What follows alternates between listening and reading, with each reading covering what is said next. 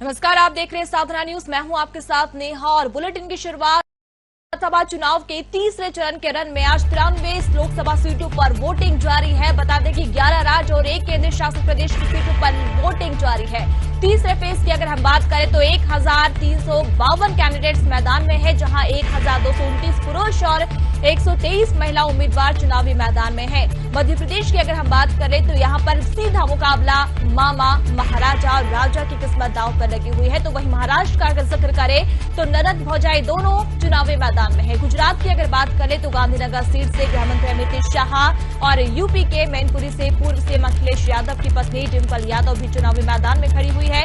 तो वहीं अगर मध्य प्रदेश की सबसे हॉट सीट का जिक्र करें तो विदिशा जो सीट है वो सबसे ज्यादा हॉट सीट मानी जा रही है, जहां शिवराज सिंह चौहान चुनावी मैदान में है। तो वहीं इसके अलावा गुना जो सीट है वो भी सबसे ज्यादा हॉट सीट मानी जा रही है, जहां केंद्रीय मंत्री ज्योतिरादित्य सिंधिया चुनावी मैदान में है। तो वहीं दिग्विजय सिंह की किस्मत भी दांव पर लगी हुई, क्योंकि राज से वो प्रत्याशी है, राजगढ़ से प्रत्याशी है दिग्विजय सिंह, और दिग्विजय सिंह की किस्मत भी दांव पर लगी है। महाराष्ट्र की अमरावती सीट की बात करें तो शरद पवार की बेटी सुप्रिया सुले, जो कि पहले भी सांसद रह चुकी है, वो भी चुनावी मैदान में है। तो वहीं डिप्टी सीएम अजित पवार की पत्नी सुनेत्रा पवार के बीच भी मुकाबला है। तो ये तीसरे चरण का जो रन है, तमाम जो दिग्गज है वो भी चुनावी मैदान में कूद पड़े हैं, और सबका जो किस्मत का जो फैसला है वो आज ईवीएम मशीनों में कैद होगा। मतगणना 4 जून को होगी। तीसरे चरण का जो रन है, 93 लोकसभा सीटों पर वोटिंग लगातार जारी है। लोगों में उत्साह जहां इसे लोकतंत्र के महापर्व को लेकर देखने को मिल रहा है, तो वहीं बहुत सारी जगह ऐसी भी खबरें आ रही है कि लोग बहिष्कार कर रहे हैं इलेक्शन को लेकर। और चलिए ज्यादा जानकारी के लिए हमारे साथ channel head doctor Arun Saxena ji हमारे साथ जुड़े हुए हैं। अरुण जी, तीसरे चरण का आज रन है, तीसरे चरण की वोटिंग जारी है, 93 लोकसभा सीटों पर वोटिंग जारी है, और सबसे बड़ी बात तो यह है इस तीसरे चरण को लेकर कि कई ऐसी हॉट सीटें वोटिंग हो रही है। एक और लोगों में उत्साह देखने को मिल रहा है, तो वहीं कहीं ना कहीं लोगों में कुछ एक बात को लेकर नाराजगी भी देखने को मिल रही है। बिल्कुल नेहा जी, लोकतंत्र का सबसे बड़ा महापर्व आज है, जबकि तीसरे चरण की वोटिंग में मध्य प्रदेश की यदि हम मध्य प्रदेश के संदर्भ में बात करते हैं तो यहाँ 9 सीटों पर मतदान हो रहा है। ये 9 की 9 सीटें, जिसमें से खास तौर पर जो 3 सीटें हैं पूरे देश की निगाह यहाँ पर टिकी हुई है, चाहे पीएम मोदी हो या राहुल गांधी हो, दोनों दलों के लोगों की यहाँ पे नजरें हैं, क्योंकि जहाँ एक और पूर्व मुख्यमंत्री और सबके मामा जो है शिवराज सिंह चौहान अपनी परंपरागत सीट विदिशा से चुनाव लड़ रहे हैं, वहीं केंद्रीय मंत्री ज्योतिरादित्य सिंधिया गुना से। सिर्फ अंतर इतना आया है कि जिस सीट पर वो पिछली बार कांग्रेस से हारे थे, अब वहीं भारतीय जनता पार्टी के चेहरे के रूप में वहां पर उम्मीदवार है। साथ ही साथ जो बड़ा मुकाबला राजगढ़ में देखने को मिल रहा है, जहां पर एक और पूर्व मुख्यमंत्री कांग्रेस के जो दिग्विजय सिंह हैं वो अपनी परंपरागत सीट से 32 साल बाद चुनाव मैदान में है। तो बात यदि कर ले तो कहीं ना कहीं इन तीनों सीटों के ऊपर जो है पूरे देश की निगाह है, और खास तौर पर राजगढ़ जो है कांटे की टक्कर मानी जा रही है, जहाँ एक और भारतीय जनता पार्टी कांग्रेस के लोगों के लिए राम विरोधी बता रही है, तो वहीं जो कांग्रेस के और अन्य जो घटक हैं वो सारे के सारे लोग भारतीय जनता पार्टी को घेरने में कहीं कोई कोर कसर नहीं छोड़ रहे। कांटे का मुकाबला है। आपका जो प्रश्न था कि लोगों में उत्साह जरूर है, लेकिन फिर भी मतदान प्रतिशत जितना इससे पहले हुआ था वो सब देखने को नहीं मिल रहा है। लोगों में अरुचि है, कहीं ये जो स्थानीय सांसद है वो उनको शकल तक नहीं दिखाने आए, तो इन सबका असर भी चुनाव पर पड़ता हुआ नजर आ रहा है। नेहा, मध्य प्रदेश की अगर हम बात करें तो देखिए, एक और मामा, दूसरी और महाराजा और तीसरी और राजा, यानी कि पहले हम इस चीज को लेकर समझते थे कि मध्य प्रदेश में छिंदवाड़ा जो सीट है वो बहुत ज्यादा हॉट सीट मानी जाती थी और एक तरफा जीत की बात यहां पर कही जाती थी, लेकिन इस बार हम लोकसभा चुनाव में देख रहे हैं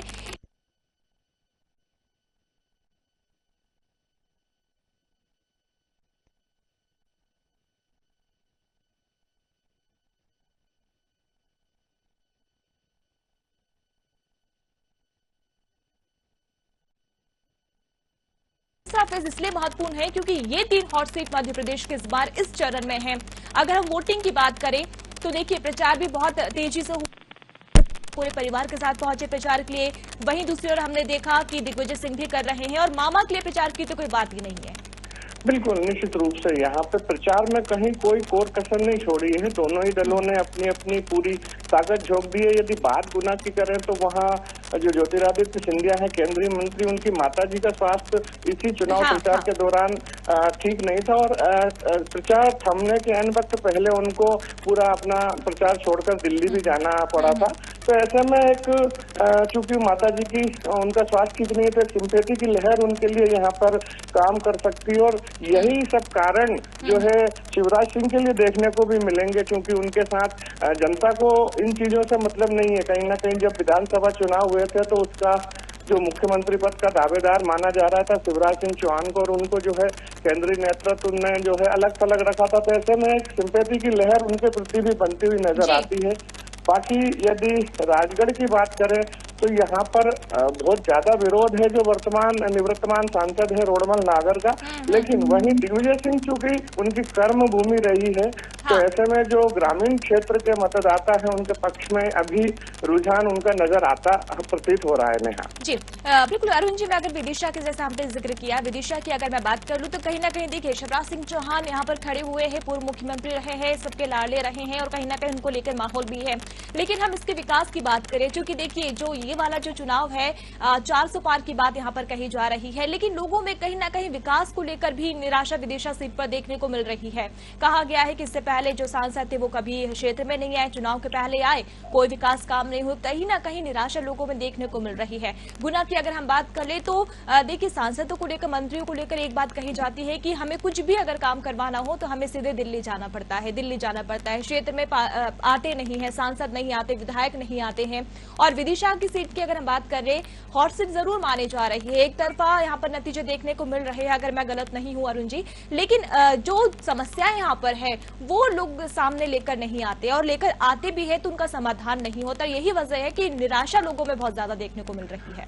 बिल्कुल अमूमन, बिल्कुल आपने एकदम सटीक प्रहार किया है व्यवस्थाओं को लेकर। नेहा यही एक कारण है, चाहे विदिशा की बात कर ले, मध्य प्रदेश की जितनी भी सीटें थी 28, उन पे यही अमूमन हुआ है कि जो पिछला चुनाव था कहीं ना कहीं मोदी की लहर या मोदी के चेहरे को देखकर लड़ा गया था और जनता ने अपना वोट किया था। लेकिन ऐसे में उन पिछले 5 सालों में, और अमूमन हम 5 साल की बात भी ना करें, उन 10 सालों में जो है लोगों को अपेक्षा थी कि उनका सांसद उनके साथ रहे, उनका जैसे बुजुर्ग लोग हैं तो वो ये मानते थे कि सांसद बेटा उनके काम करे। तो ऐसे में जो सांसद है वो कोई कार्य ज्यादा कर नहीं पाए, और अभी भी जो स्थितियां बन के आ रही है वो है कि मोदी को तो सिरमौर के रूप में दिल्ली की गद्दी पर बैठा हुआ सब देखना चाहते हैं, लेकिन जो उनके प्यादे हैं, चाहे वो शिवराज सिंह चौहान हो, रोड़मल नागर हो, या इस तरह के जितने भी लोग हैं, उनको जो है नापसंद करने की कोशिश जनता कर रही है। उसके पीछे बड़ा कारण ये है कि जो भी एग्जिस्टिंग सांसद रहे हैं उन्होंने विकास के कार्य बहुत ज्यादा नहीं किए, एक बात।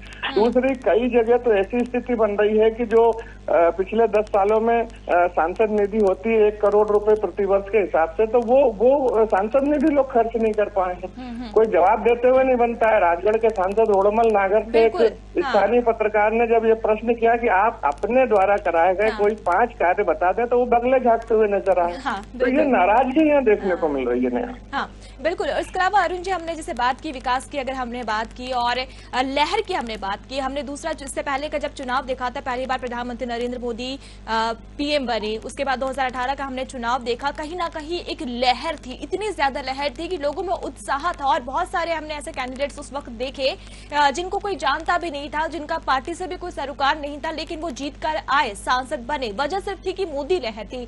लेकिन इस बार ना मोदी लहर है ना कोई और लहर है। वजह इसके पीछे की क्या हो सकती है? कहीं ना कहीं मतदाता इतना जागरूक हो गया है, समझदार हो गया है कि वो समझने लगा है कि इसके पीछे की रणनीति आखिर क्या हो सकती है, या फिर जिस तरीके से राजनीतिक पार्टियां, चाहे भाजपा की बात कर ले, कांग्रेस की बात कर ले, आम आदमी पार्टी की या बीएसपी, किसी भी पार्टी की हम बात कर ले, कहीं ना कहीं वो जनता को भुनाने की कोशिश जो कर रही है, उसके पीछे की साजिश है, उसके पीछे की जो रणनीति है वो आम जनता समझ गई, इस वजह से लहर कम है। देखिए नेहा, निश्चित रूप से आप प्रश्न अवश्य करती है, लेकिन परिपक्वता के मामले में आपका कोई सानी नहीं हो सकता। यहाँ प्रश्न जरूर आपने किया, लेकिन उत्तर स्वयं ने दे दिया। दोनों ही कारण यहाँ निश्चित रूप से बड़े प्रबलता से उभर के सामने आते हैं। एक तो नाराजगी की जो चीजें हैं वो हम डिस्कस कर चुके हैं, वहीं दूसरी बात जो है कि मोदी के जो कार्य हैं उनको तो जनता पसंद कर रही है, लेकिन उनके जो कारिंदे हैं, उनके जो प्यादे हैं, उनके जो सहयोगी हैं, उनके द्वारा जो क्षेत्र में अरुचि है, उसके कारण मतदाता मौन है। वो इस बार आप देखिएगा, जहां तक आकलन कर रहे हैं लोग, वहां नोटा पे वोट ज्यादा जाने की संभावना है। यदि हम बात करें, अभी तो खैर चुनाव का समय चल रहा है, लेकिन फिर भी जिसको आप कहते हैं सट्टा बाजार, उसमें जो आकलन आ रहे हैं वो कहीं ना कहीं बहुत गिरावट वाले आ रहे हैं। जो स्थितियां हैं वो विषम है। मतलब एक तरफ यदि नारा दिया जा रहा है कि इस बार 400 पार, तो उस आंकड़े को, जादुई आंकड़े को छूने के लिए कोई ना कोई बड़ा जादू हो जाए तो एक अलग बात है, जैसा कि विधानसभा चुनावों में देखने को मिला था।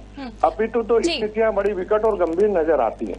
जी अरुण जी, तो 400 पार की बात आप कर रहे हैं, बीजेपी बात कर रही है, 400 पार को लेकर क्या कहेंगे आप? कितना आसान या मुश्किल है भाजपा के लिए इस बार, या गठबंधन को लेकर अगर मैं कहूँ तो क्या लगता है, संभव है? बिल्कुल नेहा जी, निश्चित रूप से इसी पे यदि चर्चा कर लें, चूंकि मतदाता मौन है, चूंकि जो गैर हिंदी भाषी राज्य है वहां पर जो स्थितियां हैं बड़ी विषम है, प्रतिकूल है। भारतीय जनता पार्टी या तो वह खाता नहीं खोल पा रही है, या फिर जो चीजें उनके पास थी उसमें से भी वो कहीं ना कहीं लूज करती हुई नजर आ रही है। अभी जो चीजें हैं, एक तो सबसे बड़ा यहाँ पे झटका जो है वो ये है कि वोटिंग परसेंटेज का जो कम होना, निश्चित रूप से ये माना जाता है कि भारतीय जनता पार्टी का फेवर नहीं कर रहा है। तो पिछले जो 2 चरण हुए हैं उसमें जिस तरह की गिरावट हमने देखी है पूरे भारत में, जहाँ जहाँ चुनाव हुए उसमें वोटिंग परसेंटेज यदि नहीं हुआ है तो कहीं ना कहीं जनता की अरुचि है, और जनता की अरुचि होती है या फिर जनता नाराज है तो सीधे सीधे सत्ता पक्ष को इसका परिणाम भोगना पड़ता है। तो अब की बार 400 पार ये जो नारा है, कहीं ना कहीं इसमें अब उतना दम नजर नहीं आता है। जो विकास के कार्य थे, जो हिंदुत्व के नाम पे जो कार्ड खेला गया था, जनता वो समझ चुकी है, और साथ में जितने भी और अन्य कार्य थे और जितने अन्य दल हैं वो इस मामले को पूरा भुना के और जनता को समझाने में सफल हुए, ऐसा प्रतीत हो रहा है नया।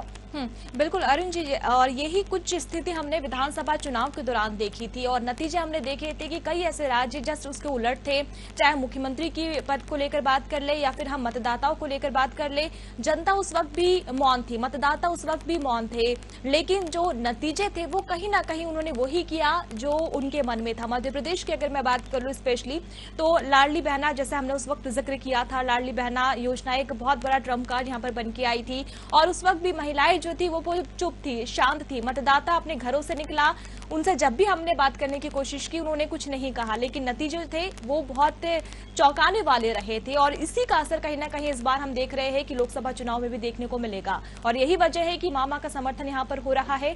और गुना जिक्र की भी मैं बात कर लूं, केपी यादव का टिकट कटा, बहुत सारी बात उस वक्त कही गई थी, लेकिन अब ज्योतिरादित्य सिंधिया यहाँ पर चुनावी मैदान में है। बिल्कुल नया, निश्चित रूप से सारी बातें अपनी जगह बिल्कुल सत्य है कि पिछले जो विधानसभा चुनाव थे और उनमें से खास तौर पर मध्य प्रदेश, छत्तीसगढ़ और राजस्थान की यदि हम बात कर लें तो अप्रत्याशित, चौंकाने वाले, पूरा के पूरा जो आकलन था वो ध्वस्त किया था भारतीय जनता पार्टी ने। जिस तेजी के साथ उसने सीटें पाई थी, जिस उम्मीद से अधिक उसने सीटें पाई थी, उसमें लगा था कि कहीं ना कहीं ये जादू कैसे हो गया, क्योंकि जितने भी तमाम जानकार थे, गलियों में जो चर्चाएं व्याप्त थी कि जो है इन तीनों जगह कम से कम कांग्रेस की सरकार बन सकती है या काफी कुछ प्रदर्शन करेगी, लेकिन अपेक्षाकृत देखने को क्या मिला कि तीनों जगह जो भारतीय जनता पार्टी है वो तेजी के साथ उभरी। न केवल उभरी बल्कि वहां एक बड़ा फेरबदल भी तीनों स्टेटों में जो है केंद्रीय नेतृत्व ने किया, और उस फेरबदल के चलते कुछ देर, कुछ समय, कुछ लंबे समय तक नाराजगी जनता में देखने को मिली, लेकिन उसके बाद माहौल सामान्य सा होता नजर आया। लेकिन यदि लोकसभा की बात कर ले तो यहाँ भी जितने आत्मविश्वास में भारतीय जनता पार्टी दिखाई दे रही है और जो चीजें सामने आई हैं इस बीच में उभर, तो लगता नहीं है कि 400 पार का नारा इस बार कारगर सिद्ध हो जाए। और साथ ही साथ मतदाता बिल्कुल मौन है, अपनी जगह सत्य है। मतदाता किस ओर अपना रुख करेगा यह भी किसी को पता नहीं है। आने वाले 4 जून को ही ये स्पष्ट हो पाएगा, लेकिन इतना जरूर यहाँ तय है कि जो नाराजगियां थी वो कहीं ना कहीं मिटती हुई नजर भी आती हैं। गुना की बात करें तो एक बड़ा वोट बैंक जैसे यादव बाहुल्य वो क्षेत्र है, अब उस पे पूरा निर्भर करता है कि वो ऊंट किस करवट पर बिठाएगा। जी अरुण जी, एक अंतिम प्रश्न और मैं आपसे यहाँ पर करना चाहूंगी। देखिए, लोकतंत्र है, सबको बोलने की अभिव्यक्ति है, सबको आजादी है, लेकिन विपक्ष की भी अपनी एक भूमिका है। कितनी सीटें आप मध्य प्रदेश में विपक्ष को यहाँ पर या फिर कांग्रेस को अगर मैं कहूँ तो देंगे? क्योंकि हॉट सीट का जिक्र हमने यहाँ पर किया, बात कही हमने छिंदवाड़ा की, और कहीं ना कहीं उसे कहा गया है कि वो कांग्रेस का गढ़ रही है। कमलनाथ के बाद अब नकुलनाथ, लेकिन यहाँ पर भी इस बार कंपटीशन था क्योंकि विवेक बंटी साहू यहाँ पर चुनावी मैदान में थे। इसके अलावा अब जो आज के तीसरे चरण को लेकर जो स्थिति बन रही है, ओवरऑल अगर मैं 29 सीटों की बात करूं मध्य प्रदेश की, तो क्या कहता है आपका अनुभव? देखिए नेहा जी, निश्चित रूप से बड़ा कठिन लेकिन बहुत महत्वपूर्ण सवाल यहाँ पे आपके द्वारा पूछा गया। मध्य प्रदेश के विशेष संदर्भ में बात करें तो 28 और 1 कुल 29 में से कांग्रेस के पास थी जो कि छिंदवाड़ा की थी और 28 भारतीय जनता पार्टी के पास थी। ऐसे में अभी जो रुझान और समीकरण समझ में आ रहे हैं, जो लोगों की नाराजगियां है और साथ ही साथ जो भारतीय जनता पार्टी का नेतृत्व है और जो लंबे समय से जुड़े हुए लोग हैं, उनकी नाराजगियां जो बीच में हमने देखी हैं, कहीं ना कहीं जो एक फैक्टर भी आपने चला, जैसे हम इंदौर की बात कर लें या खजुराहो की बात कर लें कि जहां खजुराहो में तो खैर एक कैंडिडेट फिर भी मिल गया उनका, सभी इंडिया गठबंधन का, लेकिन इंदौर में जो क्लीन स्वीप दिया गया है तो इसको लेकर लोगों में नाराजगी कि जब पहले से ही वहां कैंडिडेट जिताऊ था तो इस तरह का जो काम था वो क्यों करा। हाँ। तो इसको लेके नाराजगी है। तो कहीं ना कहीं ये मान के चले कि 29 में से 20 से 24 सीटों के बीच में जो है भारतीय जनता पार्टी यहाँ पर अभी भी कायम रह सकती है। और जो विपक्ष है, यदि बात करें इंडिया गठबंधन, ये चूंकि मुख्य रूप से कांग्रेस है तो उसको 4 से 5 सीट और अधिकतम यदि गठबंधन की बात कर ले तो 1-2 सीट और बढ़ सकती है। तो इस तरह से जो आंकड़े सामने आते हैं कि जो भारतीय जनता पार्टी है वो 20 से 25 के बीच में सिमटेगी। चलिए, शुक्रिया अरुण जी हमसे जुड़ने के लिए, और फिर आपका एक बार फिर आगे रुख करेंगे, जो अपडेट्स आपसे लेते रहेंगे। बहरहाल आज तीसरे चरण की वोटिंग है और 93 लोकसभा सीटों पर वोटिंग जारी है, लेकिन क्या कुछ जनता ने तय किया है, क्या जनता चाहती है, क्या उनके मन में है, क्योंकि मतदाता जो है वो मौन है और इसके जो नतीजे होंगे वो 4 जून को हमारे सामने रहेंगे।